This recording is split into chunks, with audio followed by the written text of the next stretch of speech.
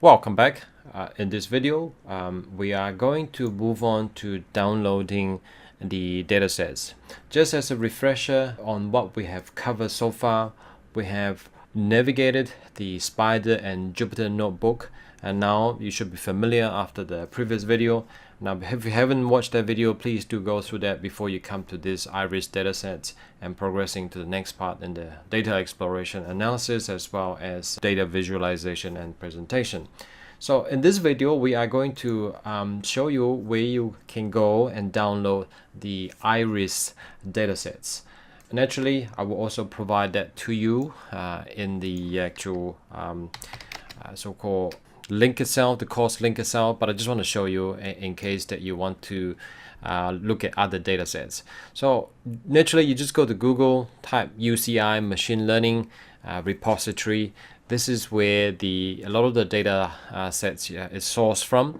So you just come over here, iris datasets, and open that up, and this is the source of the datasets itself. Basically, it contains multivariates, not just single or univariate.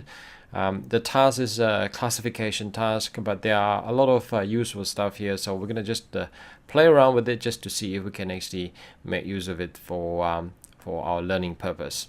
So there are quite a lot of citation that make use of this. It is a really popular and very common database that you can actually, or people use to actually illustrate a few concepts.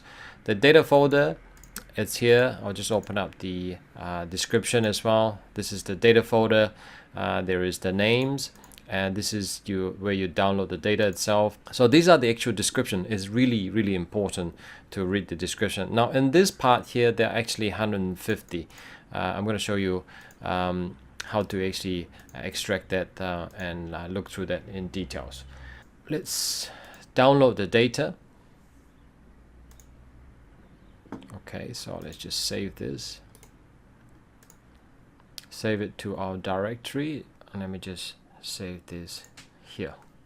So I'd like you to actually give this a try yourself and try to download the data yourself and store it in the same folder or same directory that we were not working on. Of course, you save it into your project directory so that we can actually access it in the next video.